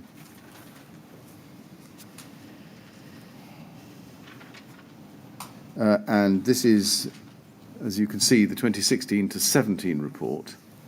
And if we go to page 18, item 14.2 again, we can see again in the last part of the last paragraph, the words, additionally, where vulnerable residents with special needs are identified, we aim to work with them to clarify their specific emergency procedures and ensure their safety is protected. Now, the word or expression PEEPs doesn't appear there, so somebody has clearly applied their mind to the language of that sentence. Can you confirm which, sorry, a bit blind where we are there, sorry. I'm so sorry. We are at the foot of page 18, at the end of the section entitled Fire Safety, just above Contract and Management. The last sentence there. Yep. Additionally, where vulnerable residents with special needs are identified, we aim to work with them to clarify their specific emergency procedures and ensure their safety is protected. That's different language, isn't it, from the previous years? Yes. Which referred to PEEPs. The reference to PEEPs is dropped, but clarifying specific emergency procedures has been put in. But that would indicate, wouldn't it, that somebody has actually applied their mind. It's not a cut and paste. Somebody's actually thought about what to say here. I think it's a review, and probably that's where Barbara looked at it with her team and changed it. So I have to accept that. Yes. But at all events, there was still a plan, leaving aside how you identify the residents, there was still a plan to work with them to provide them with PEEPs, wasn't there? Well, that's not what it says now, as you've pointed out. You said... yes. I'd understood your answer essentially to be saying the same thing, but... Yes, taking, I accept yes, that. Sorry. Yes. And again, can we take it then that really up until the time of the fire, the TMO's policy, at least looking at what the board was being told, is that PEEPs were being produced with those residents whose special needs were identified for the purpose? It said we would produce PEEPs. It didn't give a list of PEEPs we had in the organisation of how we done.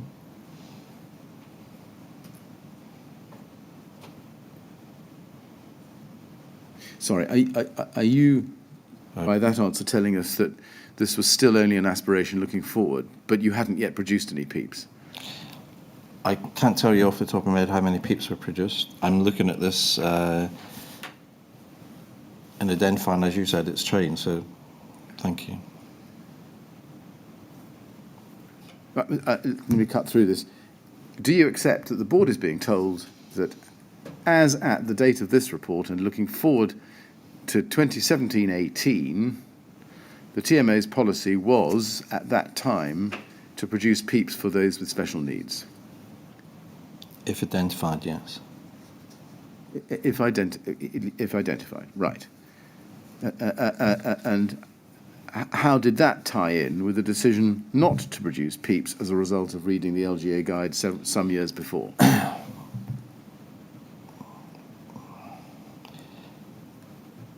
I've been tied up in knots here, sorry. I think the key thing is we'd work with them to see what's best. If there was a requirement or a need, you would have to do it on this individual basis. I think that's what this is trying to say, and I'm struggling a bit. Right. Now, going on to the question of identification, there's no clarification here, or indeed in any of the earlier reports to the board about how it would be that residents would be identified. Is there? No. No. Or of how many people had so far been given PEEPs, or, in the language of this last report, specific emergency procedures. Yes. Yes. How could you monitor the effectiveness of this aspect of fire safety management without that information?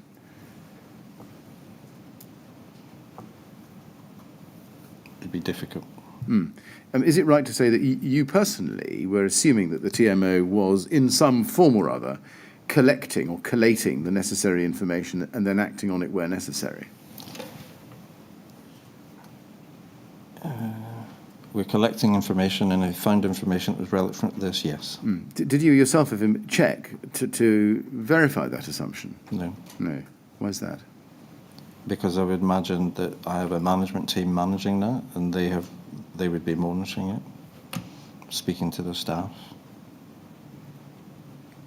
Did you ever ask to see a PEEP? No. Do you know how many were actually? No, I said no. I didn't really, because I take your point, they weren't recorded. No. We've, I think, identified two in the many years of Carl Stokes's tenure as fire risk assessor. Would you accept, as a matter of common sense, and this may be wrong, but I doubt it, that there were rather more than two vulnerable people in the borough, in your housing, who were vulnerable? Yes, I would have to accept that. And in the end, do you accept that the ultimate effect of your failure, the TMO's failure to set out any substantive policy or strategy in respect of disabled or vulnerable residents, or a clear policy of collection of data about those individuals, was that the TMO was unable to identify all of the relevant vulnerable people in Grenfell Tower on the night of the fire? I think we're probably clear we wouldn't have been able to identify all the people who lived in the 10,000 properties. Because again, it wasn't a proactive position we were in to do that. It was still to stay put and be rescued. Let's look at a document, TMO 00866002. This is a list of Grenfell Tower residents produced by David Noble of the TMO on the night of the 14th, or morning of the 14th of June 2017, early in the morning, while the fire was raging. There are, on this document, on our count, 10 residents of Grenfell Tower who are identified with vulnerability. Now, you can't see the vulnerabilities because they've been redacted. But to be honest, Mr. Bennett, Can't see anything. unless you're very lucky, you can't see anything much on this document. No, you can't. It's a document that Mr. Noble gave evidence about, and that's why I'm slightly taking this slightly quickly. I don't know whether blowing this up is going to help at all. I'm putting to you, let me put to your proposition and see if you agree with it, that none of the individuals on the Noble list, which is this document, had a PEEP prepared for them. None of the people identified on this list as having vulnerabilities had a PEEP prepared for them. I think that's probably true. Yes. Can you explain why that is? Because I said, did they present themselves to the TMO? Was the information shared?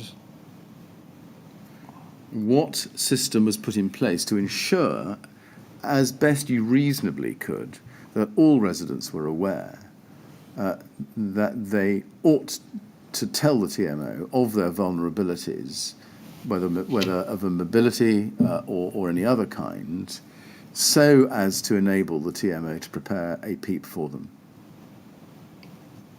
I don't think we had that in place. Why is that?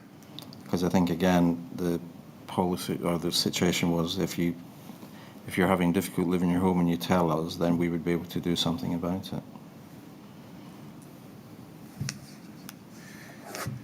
Let's turn to a different topic, which is oversight of FRAs, fire risk assessments. Now, in general terms, Mr. Black, would you agree with this proposition that it was part of the role of senior management or the executive team at the TMO to monitor the effectiveness of the arrangements made to comply with the fire safety order, the RRO, and with the fire risk assessment process? Yes. Yes. And periodically to review those arrangements, yes? Yes. Yes. Let's then look in a bit more detail at the chain of command for health and safety, and specifically fire safety. Is it right that at the bottom of the chain of command you have Cyril Morris and Adrian Bowman, who were line managed by Janice Ray? Yes. Yes. And until July 2015, Janice Ray reported to Anthony Parks, and after July 2015 to Barbara Matthews. Yes. Yes. And Barbara Matthews was part of the ET, the executive team. Yeah. We've explained before that Janice Ray was not part of the executive team. It's right that she wasn't part of the senior management team at all, wasn't she? Well, I can't remember. I think we discussed that earlier today. Right. Is it right that there was no senior manager who, as it were, represented her or her information at senior management team meetings other than Anthony Parks before July 2015 and Barbara Matthews thereafter? At senior management team meetings? Yes. Yes? I said yes. Oh, you said yes. I'm sorry, I didn't hear you. I didn't read the transcript. Now, Janice Ray's role description from 2012, well, let's look at the document. It's TMO 100311076, please.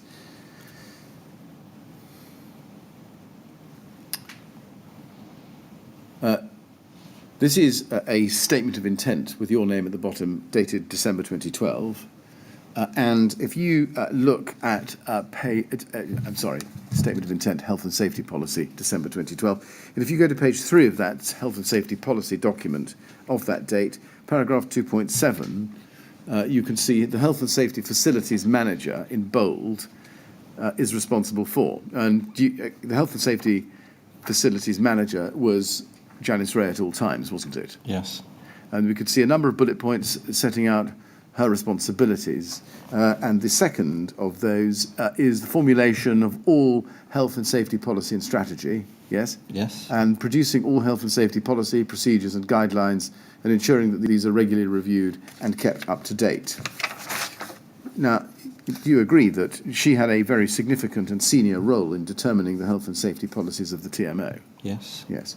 And there was nobody, in fact, this is a matter of impression, I suppose, but do you agree that there was nobody at the TMO who had more knowledge about health and safety, who could question or challenge what Janice Ray determined was appropriate policy other than herself? Sorry, can you say again? Well, let me try it a different way. Was there anybody who knew more and had greater experience of health and safety than Janice Ray? I agree. Yes, and therefore there was nobody within the TMO who was appropriately equipped by experience or expertise to challenge or question what Janice Ray decided should be appropriate health and safety policy and strategy. I agree. Yes. And would that include operating the fire risk assessment programme? Yes. Yes. And indeed, I think it's the case that Janice Ray created the November 2013 fire safety strategy. Yes. And the 2017 version of that same strategy. Yes. Yes.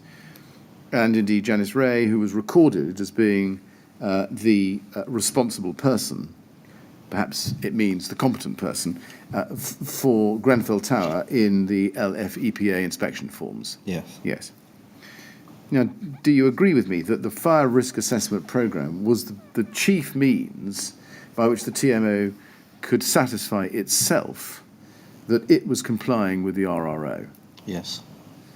Can we look at PAS 7 again, please? We looked at part of this before.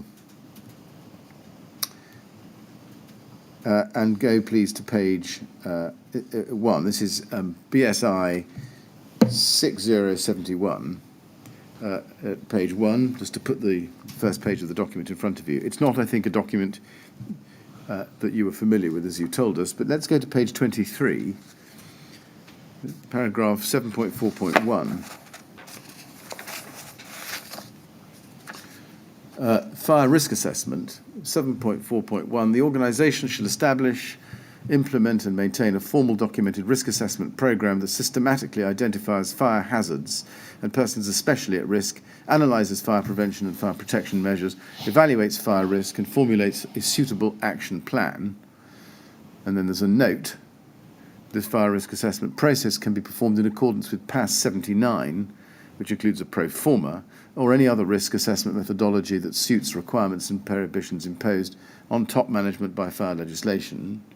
And then 7.4.2, the organisation's fire risk assessment programme shall include A, a defined scope including its limitations, B, a procedure for the assessment of competency of the fire risk assessors, C, a strategy for risk assessment, risk treatment, risk acceptance and risk communication. 7.4.3, the organisation shall audit the fire risk assessment programme after the delivery of the risk assessments. 7.4.4, the organisation shall conduct a review meeting at planned intervals to discuss the results of fire risk assessment audits and efforts to address findings. Were you, just remind me of this because I think you gave evidence on this earlier, were you personally aware of this guidance at any time? In terms of how to do fire risk assessments in terms of layout, I'm not familiar with the paper. No. Did you take any steps to ensure that the principles in this guidance that I've read out to you were followed? I would have thought that the work with the company that did the high risk strategies would have created a framework in line with this document because they were the specialist company. Is that Salvus? Yeah. I see. So far as Salvus's work in 2009 and early 10 is concerned on high-risk buildings, including high-rise buildings in your stock, you say that this was observed? No, what I'm saying is that since that company specialised in this, I imagine they would have observed this because that's their key business. So it's just me speculating. Yes, it's probably the same thing. But of course, Salvus was operating in the high-risk part of your stock in 2009 and 10, and this document was published in 2013. But you say that Salvus observed it. What about the TMO? Because if this is all about the organisation, isn't it? Establishing and implementing and maintaining a formal documented risk assessment programme. My question is, did you take any steps to ensure that the TMO established such a programme? No. Why not? Again, my understanding is the FRAs were compliant with the area and they were seen alongside the specialist risk management we employed, and therefore it would be acceptable. What do you mean by seen alongside the specialist risk management we employed? I think the point you were making earlier is that actually within the TMO, Janice had no equal in terms of knowledge of health and safety for the role she played. Therefore, actually, the fire risk assessor would be a person she'd be able to check things with, make sure that actually it's in line with legislation. That would be my thinking. Right. Do you remember whether a positive decision was taken by the TMO not to establish, implement and maintain a formal documented risk assessment programme in the way that's identified here, with all the features set out in? I don't think they would have made a decision not to do it. It just didn't happen? Yes. Right. So is it your evidence that whatever Janice Ray and Carl Stokes did from 2010 onwards that either did or didn't satisfy these provisions or this guidance? There's nothing beyond that. I suppose my assumption is that it would, because that was their role.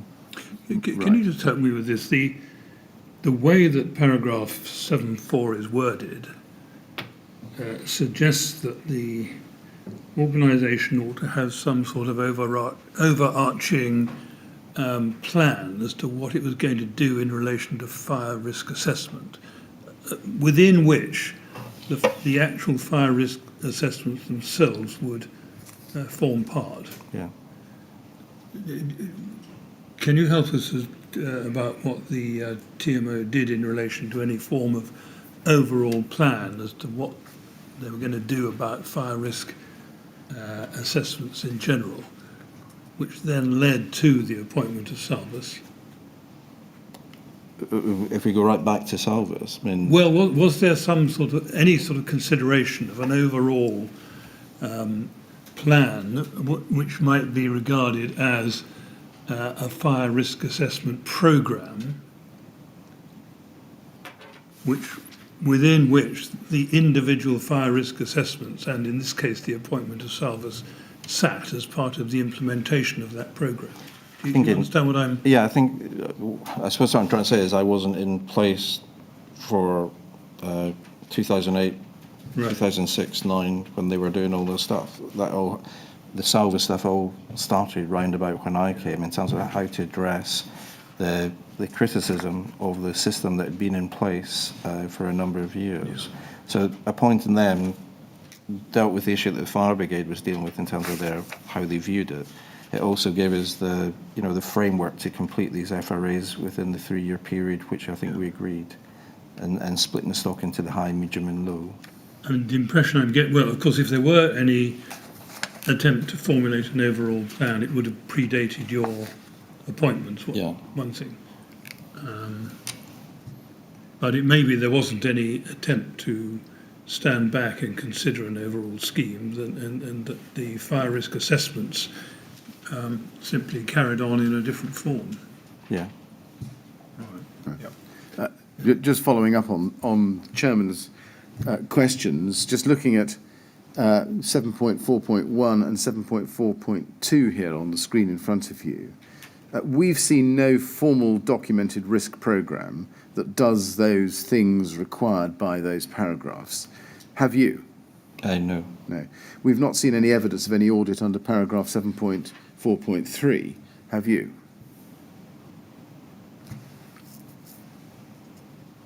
No, I can't recall. Nor any documents showing that there were review meetings under paragraph 7.4.4. Have you? And in the sense of looking at that one,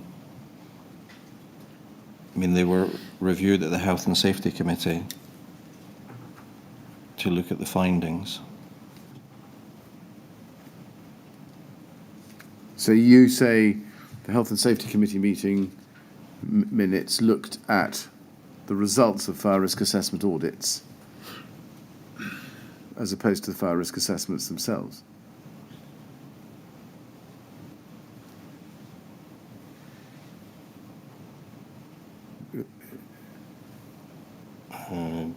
Can't be right, can it? I just have to say no. No.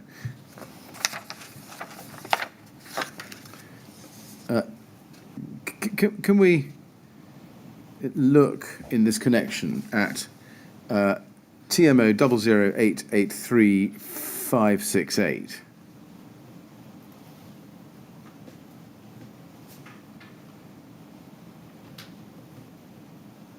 And this is a meeting of the TMO board.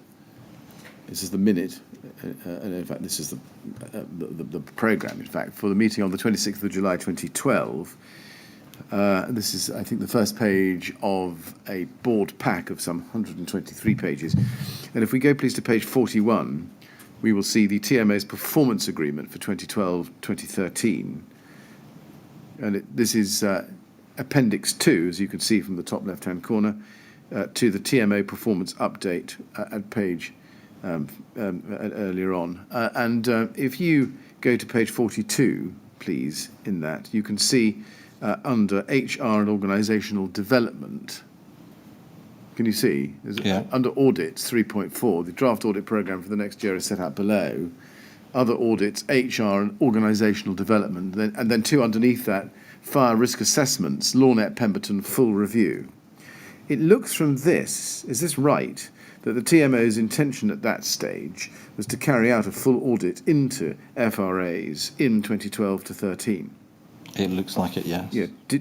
We don't see any evidence that that audit ever took place. Did it take place, or are we right that it didn't? I'm not sure. I mean, if it took place, you should be able to find the results from our auditors. Yes, we haven't been able to do that. That would rather suggest that it didn't take place. Are you able to explain why it didn't take place? No. Now, we know, because you helpfully told us, that Salvus was instructed as a result of concerns raised by the LFB in the summer of 2009 that the TMO was producing in-house FRAs that were inadequate. The result of that is that Salvus entered into a contract to conduct FRAs for all of the TMO's high-risk properties, didn't it? Yes. Yes. And we know from Carl Stokes' evidence that he was employed or potentially contracted in by Salvus to produce the fire risk assessments for some of those buildings, including Grenfell Tower. Yes. Yes. And we've seen that. Now, can we look at an email that you received on the 4th of July 2009, RBK 3053546. Let's go to the foot of page 1 in that email run. It's an email from Judith Blakeman to you, 4th July 2009, and also to Laura Johnson. Dear Mr. Black and Miss Johnson, in light of the tragic fire yesterday in Camberwell, I would be grateful if we can have risk assessment and report on the means of escape in the event of a fire, covering all the tower blocks in the TMO's ownership within the borough. At Grenfell Tower, for example, because of the council offices and EMB offices on the lower floors, getting out of this building by the stairs is extremely difficult, and one can end up at a dead end. I would like to invite you to accompany me up to the top floor to see how difficult it would be to get out of this block in the event of an emergency. I look forward to an early response. Now, given what Councillor Blakeman says there, can we take it that you were aware of fire risk assessments as a concept in or by July 2009? Yes. Yes. And also that Councillor Blakeman had specific fire safety concerns about Grenfell Tower itself from the summer of 2009, specifically in relation to the means of escape. Right. Yes. Now let's look at Laura Johnson's response higher up, page 1, if we can, please. She says, and it's dated the 5th of July 2009, and you're copied. In fact, you're an addressee. Councillor Blakeman, the Royal Borough is at present in discussion with the TMO on commissioning consultants to undertake a review of the relevant fire risk assessments of the communal areas of the council blocks, as this is legally required by the Regulatory Reform Fire Safety Order. This process to date has been managed by the TMO, but it has been brought to our attention by the Fire Brigade that this will need to be more rigorous. Therefore, officers from the TMO and RBKC are in the process of setting up a working party to look at various things, and you can see the bullet points set out there. Comply with the proposed arrangements, review, challenge and support the consultant's recommendations, review considerable cost implications, agree how they'll be funded. I hope this answers your question in the short term, and when we have more information as a result of the review work, we will be able to brief councillors more fully. Can we take it then that you were aware at this time, as a result of seeing this email on the 5th of July 2009, that the TMO needed to conduct more rigorous FRAs in order to meet its regulatory requirements? I mean, I think this follows from the letter we got from the Fire Brigade in June, and this follows on. Yes. So being a new person who's just started the month before and walked into this, yes, it would seem that I'm being told, and therefore I'm agreeing with it, because actually before I have no history of what they were doing before. In the second bullet point, you can see at the end of that sentence that it refers to sign off with the Fire Brigade. What did you understand Laura Johnson to mean by that? I mean, I think I don't know, what I might imagine she's meaning is actually once we agreed the process of the FRAs. Right. I think so. Did you respond to Councillor Blakeman's invitation to go on a site visit at Grenfell Tower to look at the means of escape? I can't remember. I've been trying to find an email from anything when I was doing preparation for this. In terms of, it would be really unusual if I didn't, because actually usually when I've just started, you've got a councillor asking you. So I can't understand why I can't see any proof that I did. I've been at previous Grenfell, old and new, numerous times. Was there a fuller briefing as contemplated, do you think?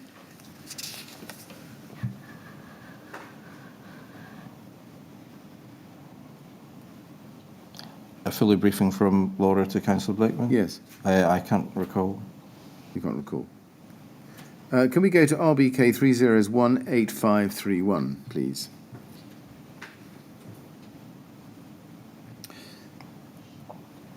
This is an email from Angus Sangster at the LFB of the 10th of July 2009 to Janice Ray. And you can see that it's copied to you. You're one of the last copyees in the list of copyees. Subject: fire risk assessments for TMO properties. Dear Janice, thank you for your email. I must emphasise that time is against you, bearing in mind that discussions regarding the provision of adequate fire safety measures in TMO building stock have been taking place with members of my team for over a year now.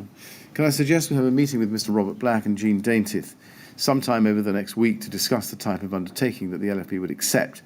While I accept that you've started on this work, I'm still not happy that what's been supplied is sufficient to justify my team not undertaking enforcement action. Can I suggest Monday 13th July or Friday 17th July? Do you remember that email? You're not previously, no. No. Do you remember whether there was a meeting as suggested? I imagine if it's been sent to... I can't remember. I would imagine we would have done, but I can't recall personally. Do you accept that right from the start of your time at the TMO, bearing in mind you started work there in the May of this same year, 2009, fire safety and adequate fire safety measures were on your radar with you? Yeah, they were on my radar since joining in May and June. Right. And Grenfell in particular, in light of concerns arising from the Lacknell house fire? I'm not... Why just specific to Grenfell, sorry? Well, because of the email from Judith Blakeman. Oh, that was... Apologies.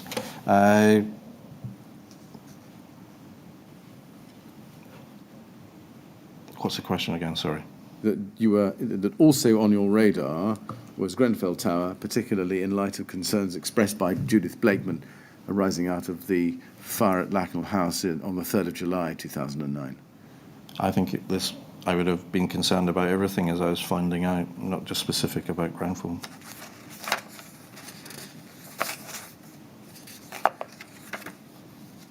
Can we go to TMO 100373323?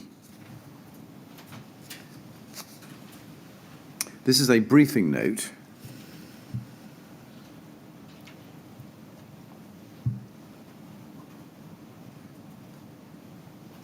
TMO 100373323.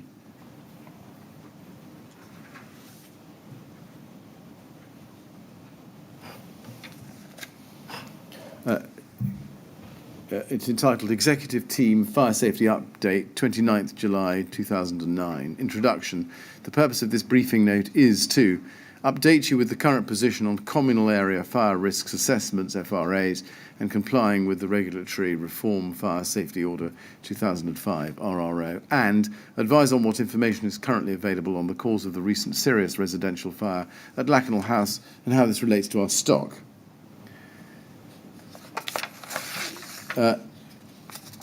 And it goes on to give a history of the issues as raised by the LFB and their concern about the sufficiency of the FRAs carried out by the TMO at the time. I'm summarising very briefly what's in this document. Were you aware at that time that the TMO was conducting FRAs in-house? When I joined? So no one mentioned FRAs when I joined. I went through a process. When I came in May, then July, that is when I began to understand that that's what we'd be doing. And then this challenge from the fire brigade that they weren't up to task. Right. Did you see this briefing note at the time? I must have. Yes. If you go to paragraph 5.4,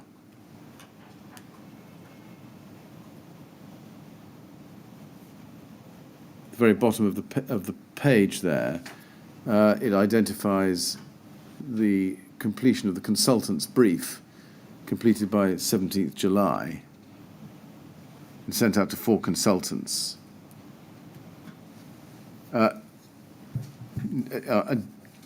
Did you see that, do you think? I think I've said I've seen this. Did you see the consultant's brief? I can't recall. Let's go to page 4, heading 6, Lakenhall House. You can see there's a lengthy description of what happened in that fire, and particularly a description of the block itself. And it says, the serious fire at this block is still under investigation, and it's likely to be several months before the causes are totally clear. However, we have received some information in relation to the layout of the block and factors which may have contributed to the seriousness of this fire, and we're investigating if any of our blocks have these features. Specifically, first bullet, block built around a single central staircase. Whilst we have many blocks which have only a single staircase, we have no high-rise blocks constructed around a central enclosed staircase. Grenfell Tower has an enclosed single staircase, but this block has additional fire safety features which were not present in Lakenhall House. Automatic detection in the common parts, which is linked to a mechanical extraction, both of which are maintained regularly as part of a planned preventative maintenance contract, and would serve to give very early warning of fire and also extract smoke, keeping lobbies free for safe evacuation. Do you know whether Grenfell Tower was mentioned in this document as a consequence of Councillor Blakeman's email of the 4th of July we looked at earlier? No, I wouldn't. I would think just Janice, if it's from Janice, that she would identify that herself. Do you remember do you remember being conscious at the time that Grenfell Tower was a single staircase construction tower? I would have only known through reading this. I wouldn't have known personally the construction. Did the fact that it was mentioned specifically in this briefing note at the time, and Councillor Blakeman had highlighted a similar issue with the staircase, cause you any concern at the time? I can't recall. Now, if you go to RBK 3018535,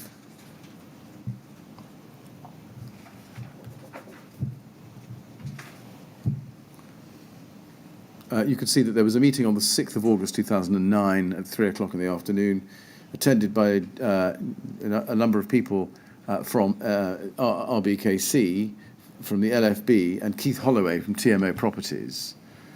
You weren't there, or at least not listed as being there. Can you remember why you weren't there?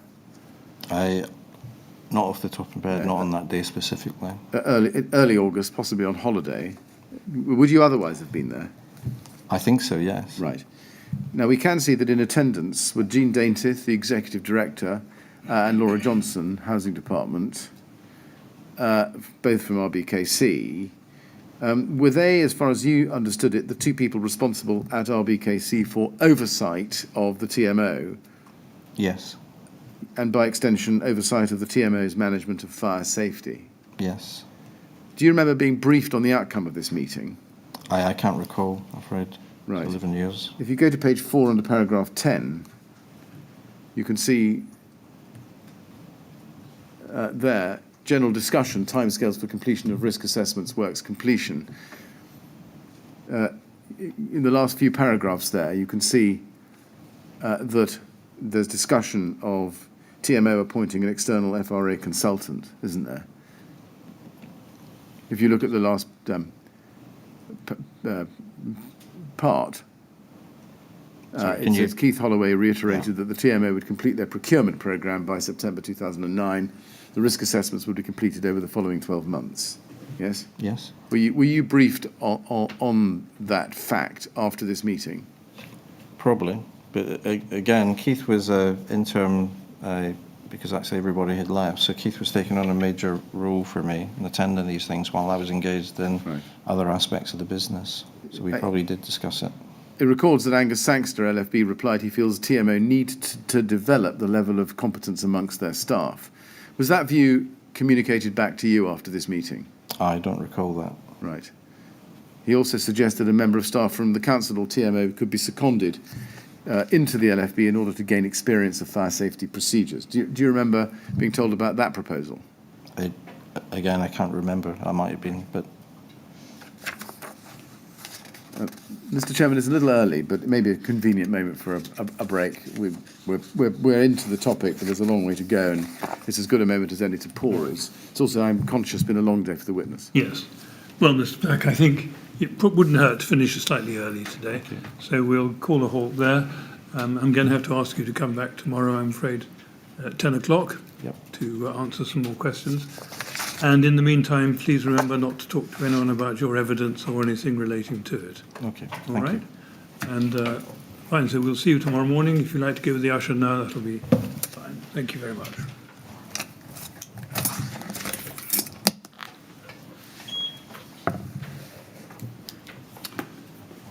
Thank you very much. 10 o'clock tomorrow then. Thank you, Mr. Chairman.